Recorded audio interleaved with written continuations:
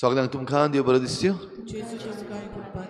आनी मागीर मोगाचो येवकार तुमकां सगळ्यांक आयचे मिसाचे भेटेन आयची मिसाची भेट देवाक दिन वाचून आमी भेटयता एशो फेर्नांडीस आमचो ऑल्टर सर्वर आयज आपलो जल्माचो दीस मनयता देवान ताचेर भरपूर आशिर्वाद घालूंक हे भेटेंत आमी मागुया दुसरें इंतेसांव आमी भेटयता सांत आनाच्या मानाक तिचे मजतीन सगळ्या आमच्या जाणट्या बाबा भयणांचेर आशिर्वाद घाल आनी तांकां सगळ्या वायटांतली निवार आनी बरी भलायकी फावो कर म्हूण मागुया हे सगळी आमची मागणी करीत भाशेन जीं कोण बरीं नात आनी आपणा पासत मागूंक लायलोलीं आसा तांकां सगळ्यांक पिकोवणेचो हात लाय म्हूण मागुया आनी देव आमचे पासत जितलीं बरेपणां करता त्या बरेपणा पासत भोव करून आमकां पिडेंतलीं निवारता आनी बरीं करता त्या पासत ताका आर्गां दिनवास दिवया आनी आमचेच फिरगोजे पासत आनी आमच्या राज्या पासत आनी आमच्या देशा पासत आमचे मागणी दवरता आसतना आमच्या जण एकल्याची खासगी मागणी देवा मुखार दवरुया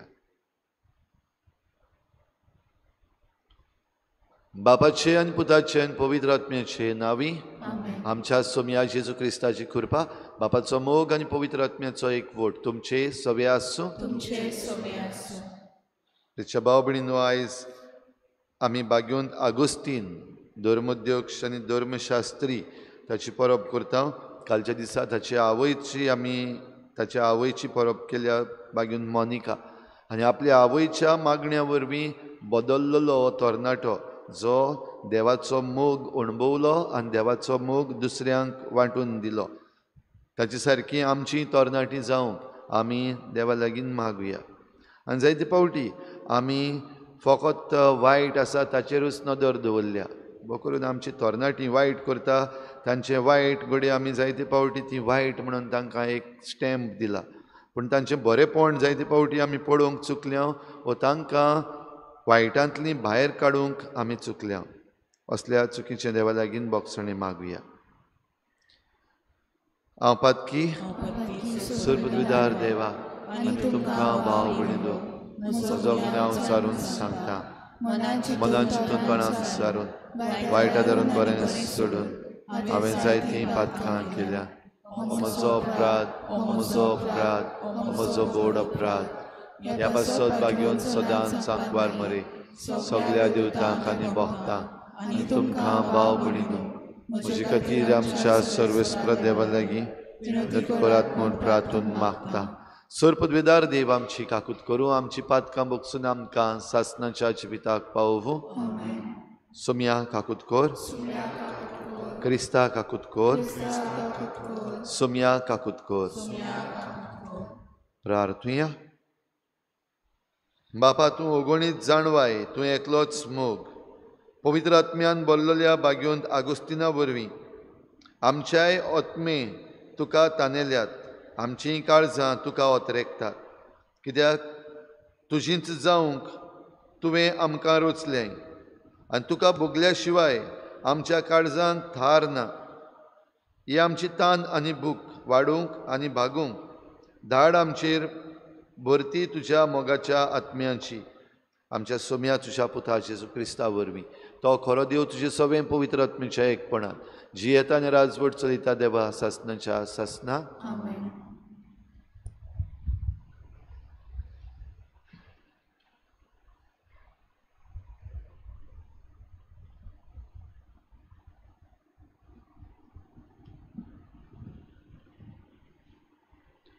बागीवन पावलून तेसलोनिकारांक बरयलोले दुसरे चिटी वेलें वाचप बावा भयणीनो आमच्या सोम्या जेजू क्रिस्ताच्या नांवान आमी तुमकां हो हुकूम घालता बेकार भोंवतात आनी आमी तुमकां दिल्ले शिकोवणे प्रमाणे चलोनात त्या भावा भयणांतान पयस रावात आमची देख तुमी कशी घेवंक जाय ती तुमी तर जाणत तुमचे मोदें आमी आसल्या तेन्ना आमी बेकार नासल्या न्हय म्हूण कोणाच कडचें फुकें जेवण ना पूण तुमकां कोणाकूच आमी जोड जायना जावंक कोश्ट करून आनी हारपीत जावन आमी दीस रात वावर केला आमकां सत्या नासली म्हूण न्हय पूण तुमी आमची देख घेवचे खातीर आमकांच तुमचो नमुनो करून दवरूंक आमी अशें केलें देखून आमी तुमचे मोदें आसांव तेन्ना आमी तुमकां दिला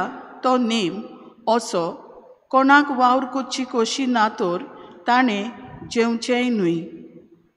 शांती दिता तो सोमी तुमकां सदांकाल आनी सगळे वाटेन शांती दिवं. सर्वेस्पर तुमकां सोमेस्तांक सवें आसूं. हांव पावलू म्हज्या खाशा हातान हें नोमान बरयतां. दर एक चिटीर ही म्हजी निशाणी. म्हज्या हाताचें बरोवप अशें. आमच्या सोम्या जेजू क्रिस्ताची कृपा तुमा सोमेस्तां सवें आसूं. देवाचें उतर हें देवाचें बरोवकार. जबाब सर्वेस्पराची भक्ती कोत्तात ती खरेंच बागी. जबाब सर्वेस्पराची भक्ती कोत्तात ती खरेंच बागी. सर्वेस्पराची भक्ती कोत्तात ती सदां ताच्या मार्गान चलतात ती खरेंच बागी. तुमच्या हाताच्या कोश्टाचें तुका खावंक मेळटलें. तूं सुकेस जातलोय आनी तुजें सगलें बरें जातलें. जबाब सर्वेस्पराची भक्ती कोत्तात ती खरेंच बागी. सर्वेस्पराची भक्ती कोत्तल्यांक असलें भाग फावो जातलें. सगळ्या तुज्या जिवितान सियोनांतान सर्वेस्पर तुजेर आशिर्वाद घालूं. सुकेस जाल्ल्या जेरुसल्यान तुज्या नातरां पंटुरांक पळोवंक तुका फावो जावं. जबाब सर्वेस्पराची भक्ती कोत्तात ती खरेंच बागी. उद्गार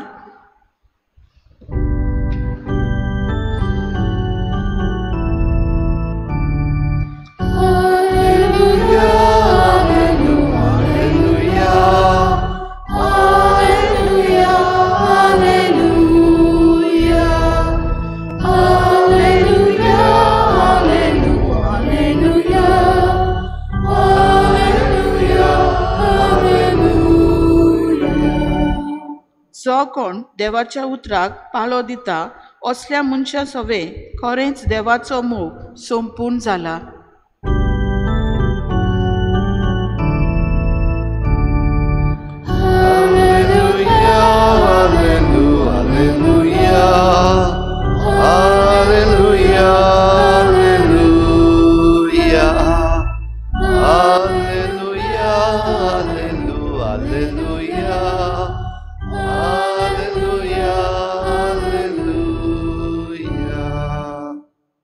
सर्वेस्पर तुमचे सवे आसूं. मातेवा प्रमाणे जेजू क्रिस्ताचें शुभ वर्तमान. जेजून म्हळें, दोंग्या धर्मशास्त्रियांनो आनी फारिसेवांनो तुमचें कोटा, तर तुमी चुनो काडलेल्या समाधी सारके. त्यो भायल्यान मनशांक सोबीत दिसतात पूण भितरल्यान मेलोल्यांच्या हाडांनी आनी सगळ्या जिन्साचे हळशिकेन भरल्यात. तेच परी तुमी भायल्यान लोकांक प्रमाणीक दिसतात खरे पूण भितरल्यान तुमी धोंगेपणान आनी खोटेपणान भरल्यात. दोंग्या धर्मशास्त्रियांनो आनी फारिसेवांनो तुमचें कोटा, तुमी प्रवाद्यांचे फोंड बांदतात आनी प्रमाणीक मनशांच्यो समाधी नेटयतात आनी म्हणटात, आमच्या पुर्वजांच्या दिसांनी आमी आसलोले जाल्यार प्रवाद्यांचें रगत वारूंक तांचे बरोबर आमी वांटो घेवचे नासले. म्हणटोच प्रवाद्यांक जिवेशी मारलेल्यांची तुमी सोंसत म्हूण तुमीच गोवाय दितात. बरें तर तुमच्या पुर्वजांचें माप तुमी भरात.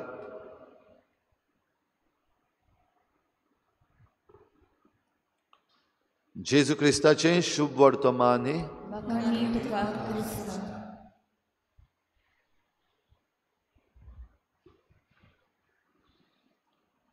वायट मनीस बरे मनीस भाव भयणीनो संवसारांत सदांच आसतले. तांकां वायट आनी बरे रचल्यात अशें म्हणू. देवान रचता आसतना सगल्यांक आमकां बरेच रचल्यात. पूण ह्या संवसाराच्यो राटी ज्यो आसात आनी ह्या संवसाराच्यो वस्तू ज्यो आसात त्यो जायते फावटी आमकां वायटान ओडटात, आमकां धोंगी करतात, आमकां खोटेपणान भरतात. पातक आमच्या मुखार सदांच उबें. भाव भयणीनो असल्या वेळार आमच्या आयज आनी कालच्या दिसाक दोनूय दिसांचेर नदर मारली जाल्यार बागेंत मोनिका आनी बागेंत आगोस्तीन माय आनी पूत दोगूय जाण बागेवन जाली. आनीक आगोस्तीन जो तरणाटो आसलो आनी तरणाटेपणार खूब मस्तेपणाचें जिवीत जियेतालो आनी ताची सपनां व्हडलीं व्हडलीं आसलीं आनी हींच सपनां साकार करचे पासत घडये हे वायट दशेन पावला अशें म्हणूं येता ही सपनां साकार करचे वाटेर आसतना जें कितें संवसारांत पडयलां ताचे वरवीं तो ओडून गेलो अशें म्हणूं येता आनी असल्या वेळार ताची आवय मोनिका आसा जी आपल्या पुताचें जिवीत पळयता दुखी जाता आनी देवा लागीं मागता आनी तिच्या मागण्याक देवान फळ दिलो 20 वर्सां आपल्या पुता पासत ती मागत रावली पूत वायट पुता विशीं लोक जायतें वायट उलयता आनी ताचें जिवीत खरेंच वायटाचे वाटेर आसा अशें म्हणून आपल्या पुताक सोडूंक ना आवय बापूय आपल्या भुरग्यां पासत तशेंच करतात जायते फावटी आपलीं भुरगीं वायट करतात म्हूण जाणा आसतनाय सांगात दितात आपल्या भुरग्यांक वायट करूंक म्हूण न्हय पूण तांकां बऱ्या रस्त्यार हाडूंक आनी असलीं आवय बापूय भाव भयणीनो कश्टावतात आपल्या भुरग्यां पासत कित्याक भुरग्यांचें जिवीत निटायेर हाडूंक आनी तें साकार करूंक वावुरता आसतना जायते फावटी भुरगींच समजना तरणाटीं जायते फावटी समजना तरणाटीं म्हणटात आयज आमी सगळें जाणां आमकां खबर आसा आमच्यान जाता करपाक पूण तरीय पूण खाला पडटात आनी असले वेळार जेन्ना आवय बापूय वो वडिलां जरी तर तांकां एक बरें मार्गदर्शन दिवंक सोदतात जाल्यार चाळवतात आवय बापायचेर वडिलांचेर असल्या संदर्भान भाव भयणीनो आवयचें मागणें आनी पुताचें सपन दोनूय बाराबर घेवन जेन्ना देव मदें आयलो वो देवाचें दर्शन जालें एनकावंटर वीथ गॉड तेन्ना सगळें बदलता बागेंत आगोस्तिनाच्या जिवितान आमी पळयता आगोस्तीन देवाक सोदपी जालो कित्याक ह्या संवसाराच्या कसपायांनी जितली मजा ताणें सोदली वो जितली खुशालकाय ताणें सोदली ती मेळूंक ना आनी खरी खुशालकाय फकत देवा सरी मेळटा देखून तो म्हणटा म्हजें काळीज तुका ओतरेकता म्हजें मन तुका सोदता आनी ज्या मेरेन आमचीं काळजां तुजेशीं पावची नात त्या मेरेन आमच्या काळजांक थार ना आयचे जमात प्रार्थनान आमी हें मागणें केलां आनी आमचीं जण एकल्याची काळजां भाव भयणीनो उचांबळ जाल्लीं आसात जाल्यार आमचीं मनां जरी तर घुस्पल्लीं आसात जाल्यार आनी आमी सांडलोलीं जालोलीं आसा जाल्यार आमकांय हेंच देवाक मागणें करून देवा तुजें सवें आमचें मन आनी तुजें सवें आमचें काळीज शांत जाल्या बगोर आमच्या काळजाक थार ना तर आयच्या दिसाक आमकां ही कृपा मागुया जरी तर आमी ही कृपा घेवन देवाशी येनाव जाल्यार आमचें कोटा जशें हे धर्मशास्त्रियां आनी फारिजेवां विशीं जेजू ह्या वेळार म्हणीत आसा आमकां जेजू कोटा कोटा म्हणीत आसा कित्याक भायल्यान दाखयतात एक पूण भितरल्यान दुसरे भाशेन जिवीत हिपोक्रेसी धोंगेपण आनी ह्या धोंगेपणाक लागून जें खोटेपण आसा तें पयस जायना तें आनीकूय भितर रिगता कित्याक भितर जें वायट आनी कुसलोलें जें भितर सरलोलें आसा तें लिपोवन दवरीत जाल्यार तें आनीकूय वाडटा पूण जरी तर खंयचेंय पातक आमच्या भितर सरलें आनी आमी तें मानून घेता आमी ताचे विशीं उक्तेपणी देवा मुखार येता आनी तें पातक देवाक भेटयता तेन्ना आमच्यान त्या पातकाचेर व त्या वायटाचेर त्या हळशिकेचेर आमच्यान जैत व्हरूंक जाता तर ही कृपा भाव भयणीनो आमकां मागुया आमच्या तरणाट्यांक मागुया आमची तरणाटीं भोव करून जीं घुस्पल्लीं आसात आयज वाट सोदूंक सोदतात देव जाय तांकां तरी आसतना आपले असोक्तायेन एके भाशेन बांदून उरलेलीं आसात असल्या तरणाट्यां पासत आनी असल्या तरणाट्यांक देव लागीं आसा फकत ताका चिटकूंक जाय ताका हात लावंक जाय सासपूंक जाय जाल्यार ही कृपा आमच्या तरणाट्यांक मागुया ही कृपा आमच्या आवय बापायक खेरीत भाशेन मागुया आपल्या तरणाट्यांक तांणी समजून घेवंक आनी तांचे पासत दीस रात मागणें करूंक आनी हे भाशेन जावं आवय बापूय जावं तरणाटीं भुरगीं देवाच्या मोगाचीं हें समजून घेवन आमी सगळीं देवाचीं जावंक आमकां कृपा मागुया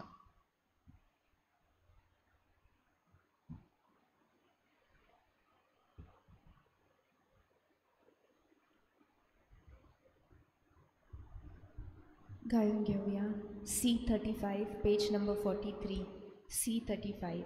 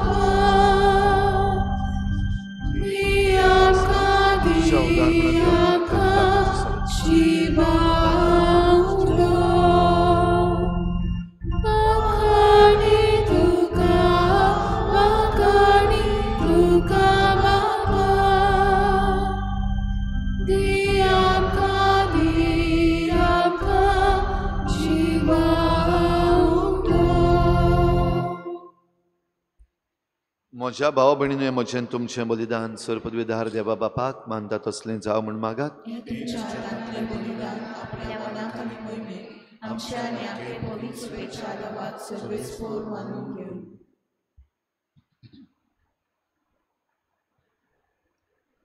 कोनवाळ्या बापा, आमी तुका भेटयता तें बलिदान आमचे सोडवणेच्या उगडासाचो संस्कार भक्तीन आमी तातूंत वांटो घेवन आनी हे परी जावं तो आमकां एकपणाची खुणा आनी प्रितीमोगाची गांठ हे आमी मागता हांव तुज्या पुता जेजूचे नांवी.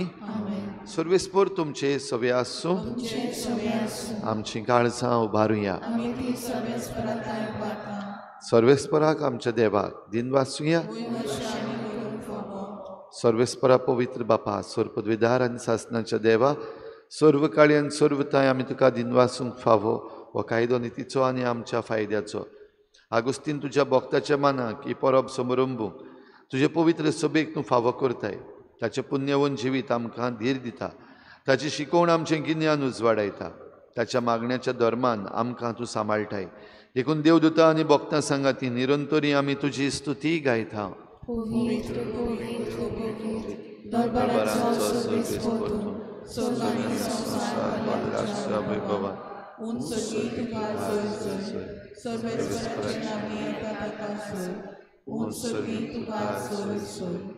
बापा खरोच तूं पवित्र. तूं सगळ्या पवित्रपणाची झर तुज्या पवित्र आत्म्यांक धाडून ही देणी पवित्र कर म्हण आमी मागता. जावं ती आमकां आमच्या सोम्या जेजू क्रिस्ताची कूड आनी रगत.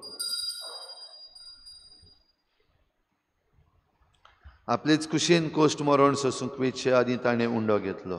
तुका दिन वाचून तो मोडलो. तो आपल्या शिसांक दिलो आनी म्हळें, हो तुमी समेस्त घेयात आनी खायात. ही म्हजी कूड तुमचे पासत समर्पणशी.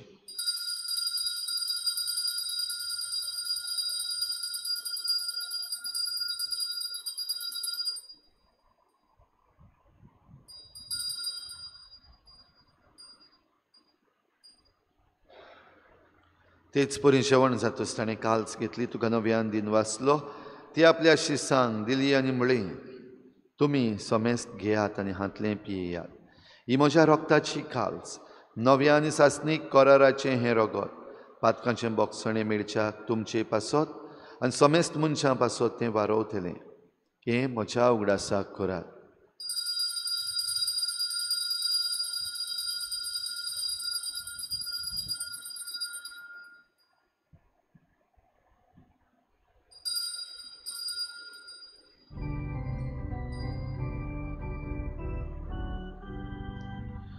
भावार्थाचो घोटभर घोटुया. तुझ्या कुसानी गुणाची वनपाना व्हावी. तुवें आमकां सोडली सोम्या. संवसाराच्या सोडवणारा आमची सोडवण. बापा जेजूच्या मरणाचो आनी पुनर्जीवनपणाचो आमी भक्तीपणी उगडास करता आनी हो जिविताचो उंडो आनी सोडवणेची काल्स तुका समर्पिता. तुजे मुखार येवंक आनी तुजी सेवा करूंक आमकां फावो केलें देखून आमी तुका दिन वाचता. आनी जेजूची कूड आनी रगत शेवतले आमा समेस्तांक पवित्र आत्म्या वरवीं एकठांय कर म्हूण आमी नम्रतायेन मागता.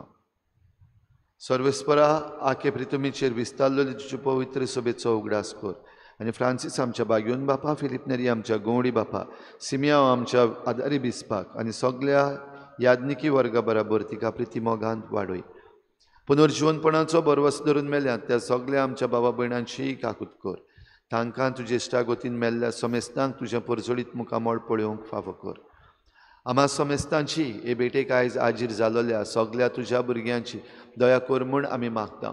आंकवार मरे देवाची माये सांगाती तिच्या पोती बागेवन जुजे, बागेवन धर्म दिता, बागेवन जुजे वाज आनी बागेवन फ्रांसीस शावियर आनी सर्व काडी तुका मानवल्या त्या सगळ्या भक्तां बरोबर सासणाच्या सुखांत आमकां वांटो दी. तांचे सांगाता तुजी महिमा गावूंक आमकां फावो कर. जेजू क्रिस्ता तुज्या पुता वरवीं. त्याच जेजू वरवीं, त्याच जेजू सांगाता, त्याच जेजू थंय पवित्र आत्मेच्या एकपणान सर पदवेदार बापा, सर्वंदन आनी वैभव तुका सासणाच्या सासना. Our hearts were made for you, Lord, and they never have rest until they rest in you. आमची काळजां तुजे पासत रचल्यान दोनया आनी तुजे थंय थार घेवपासून आमच्या काळजांक थार ना. तर जण एकल्याची आमची काळजां देवाक उबारून आमी जेजून शिकयल्ल्या प्रार्थनांतल्यान बापाक उलो मारुया. आमच्या बापा सर्गीच्या तुजें नांव पवित्र जावं, तुजें राज आमकां येवं, तुजी खोशी स्वर्गार जाता तशी संवसारांत जावं. आमचो दिसपट्टो गिराज आमकां दी आनी आमी आमचे चुकल्यांक बक्षिता. तुजी आमची पातकां बगोस आनी आमकां ताळणेक पडोवंक दिवं नाका, पूण वायटांतली आमकां निवार. सर्वेस्परासूर वायटांतली आमकां निवार. दया करून ह्या जिवितांत सवस्काय आमकां दी. सर्गीच्या सुखाक आनी आमच्या सोडवणारा जेजू क्रिस्ताच्या येण्याक आमी बरे भाशेन उतरेकता.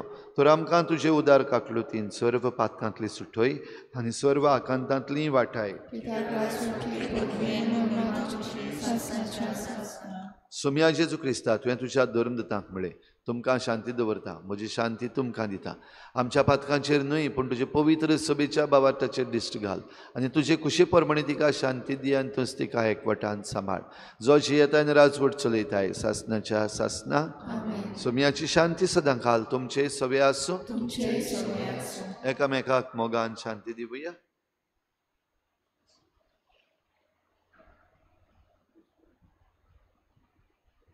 देवाचे शिल्पे संसाराचे पाप काटले आमची काकूत कर. देवाचे शिल्पे संसाराचे पाप काटले आमची काकूत कर. देवाचे शिल्पे संसाराचे पाप काटले आमकां शांती. सोम्या जेजू क्रिस्ता तुजे कडेन रावता आमी शिवंक येता. ती आमचेर झट्टी आनी कास्त हाडिना जावं पूण तुजे काकुतीन आमच्या आत्म्याक तशेंच कुडीक भलायकी आनी वखद दी.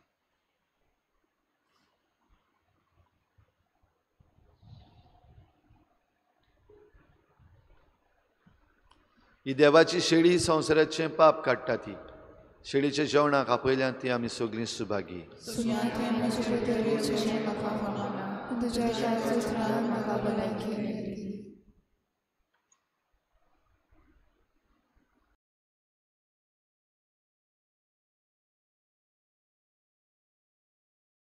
आत्मिक कुमयां खातीर मागणें. मोगाळा जेजू तूं भोव पवित्र संस्कारान हाजीर आसाय म्हूण हांव सत मानता. सगळ्या वस्तूंवन हांव तुजो मोग करता आनी हांव तुका म्हज्या आत्म्यांत घेवन आशेता. हे घडयेक तुका हांव संस्कारांत घेवन शकना म्हणटच आत्मीक वाटेन तरी म्हज्या काळजांनी तूं म्हज्या काळजांत आसा म्हूण समजून हांव तुका वेंगयता आनी आख्खीच तुका एकवटा. तुजे कडसून केदींच वेगळी जावं म्हाका दिवं नाका. आमेन.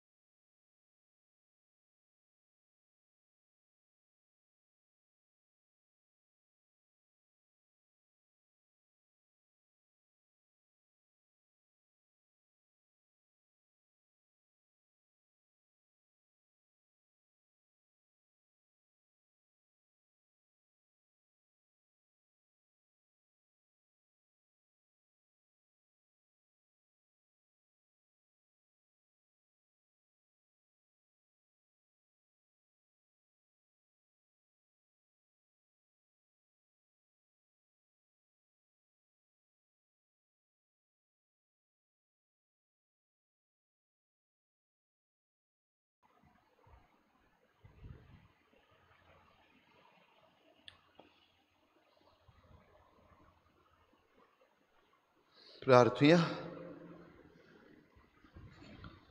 बापा, आमी जेजूचे सांदे आनी ह्या पवित्र जेवणान जिवन जेजूक आमी घेतला, जाका आमी शेवला, ताची कूड संपूर्णायेन आमी जावचे खातीर ताचीच पवित्रताय ह्या जेवणा वरवीं आमचे भितर वाडो हें आमी मागता तुज्या पुता जेजूचे नांवी.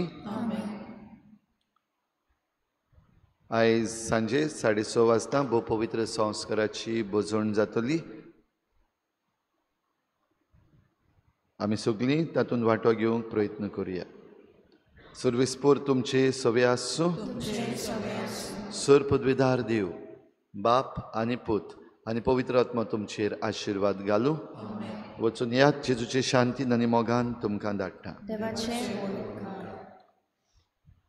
नवेनाची मागणी. शाश्वत आदाराचे माये, पळय म्हाका एका निर्भाग्या पातक्याक तुज्या पांयां लागीं. हांव प्रार्थना तुका आनी तुजेर दवरता सगलो म्हजो विस्वास. एक आकुतीचे माये, चुरचुरे कोर म्हजे. हांव आयकतां सगल्यांनी तुका पाचारलेली आसऱ्या आनी बरवांशा पातक्यांच्या. जा तर म्हजो आसरो आनी म्हजो बरवंसो. पाव म्हाका मोगा पासत जेजू क्रिस्ताच्या. उगड तुजे हात म्हाका एका दुर्बोळ पातक्याक, जो येता आनी आपल्याकूच भेटयतात तुका तुजो सासणाचो चाकर कसो. हांव आशिर्वाद आनी आर्गां देवाक दितां. दिलो देखून म्हाका ताचे काकुतीन अविस्वास तुजे थंय. खात्री जशें हांव सोत मानतां म्हज्या सासणाच्या साल्वासावांची. कोटा जायते पावटी आदीं निर्भागी जावन पडलो, कित्याक हांवें तुका उलो केलो ना. हांव जाणां तुजे मजतीन हांव जैत परतलो. हांव जाणां तूं म्हाका मजत दितली म्हूण. जर हांवें म्हजी भेट तुका केल्यार तुजेर पातयेवन पूण भियेतां पातकाचे ताळणेन तुजो आदार मागोना जायन म्हूण. आनी इबाडीत म्हूण म्हजो आत्मो. ओतूर वर्तता उपकार जो मागता तुजे थंय.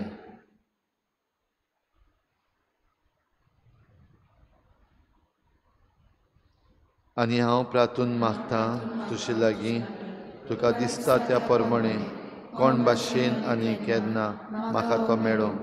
ओदीक करून एमकोंडाच्या चोपक्याच्या वेळार सदांच तुका उलो मारूंक आनी म्हणूंक तुका हे माये आदार म्हाका दी. शाश्वत आदाराचे माये, निर्मिनाका हांवें सांडूंक म्हज्या देवाक. आमेन. शाश्वत आदाराचे माये, विनंती कर. नमान मरे कृपेन बोलले सर्वे स्पोर्चताय सावस्ट्रामध्ये तू सुदैवान सदैव चापूचे येसू भाग्यवती मरिये देवाची माय आम्हा पापण्या खातीर विनंती कर आता आनी आमच्या मरणाच्या वेळार आमेन. शाश्वत आदाराचे माये तुझ्या भुरग्यांपासत विनंती कर. नमान मरे कृपेन बोलले सर्वे स्पोर्चताय सावस्ट्रामध्ये तू सुदैवान सदैव चापूचे येसू भाग्यवती मरिये देवाची माय आम्हा पापण्या खातीर विनंती कर आता आनी आमच्या मरणाच्या वेळार आमेन. शाश्वत आदाराचे माये तुझ्या भुरग्यांपासत विनंती कर. नमान मरे कृपेन बोलले सर्वे स्पोर्चताय सावस्ट्रामध्ये तू सुदैवान सदैव चापूचे येसू भाग्यवती मरिये देवाची माय आम्हा पापण्या खातीर विनंती कर आता आनी आमच्या मरणाच्या वेळार आमेन. भाग्यवंती मरिये आदार दी अदृश्टांक सांपडलेल्यांक मजत कर ओस्कोत काळजाच्या माग करचे पासत जा शरातीन देवाच्या म्हणयाऱ्याची विनोद कर सगल्या देवाक भेटयलेल्या वस्तोऱ्यां पासत फावो कर तुजो आदार सगल्यांक जे मागतात तुजो सासणाचो आलाशिरो तुका केल्या आमचो आसरो हे सायबिणी प्रार्थुया हे सोमिया जेजू क्रिस्ता तुवें आमकां दिल्ली माय मारीक आमची माय करून सदांच तयार आमकां आदार दिवंक जिच्या अजापाच्या उपकाराक आमी मान दिता आनी मागता तुजे लागीं आमकां फावो जावन तिच्या मायपणाचो आलाशिरो भोगूंक पावूंक सदां काल फोड तुजे सोडवणेचो तुजो जियेताय आनी राजवट चलयताय सासणाच्या सासना सगळ्या पिडेस्तां पासत आमी ह्या वेळार मागुया. आमचो आदार सोमियाच्या नांवार आसा. सोमिया म्हजे मागणें आयक. सोमिया आसूं तुमचे सवे प्रार्थना हांव तुका सोमिया देवा ह्या तुज्या चाकरांक फावो कर सदांच भोगूंक कुडीची भलायकी आनी मनाची शांती आनी अनंदवंत आदारान बागेवन सदांच आंकवार मरयेच्या ती निवारूंक ह्या काळाच्या खोतींतली आनी भोगूंक पावूंक स्वासनाचें दादूसपण क्रिस्ता आमच्या सोमिया वरवीं.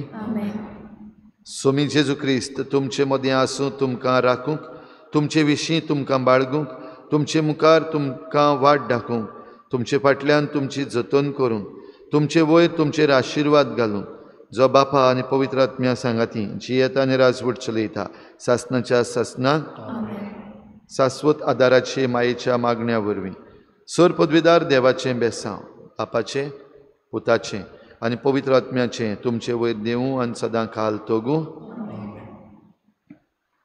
गायन घेऊया T12 पेज नंबर 207 T12.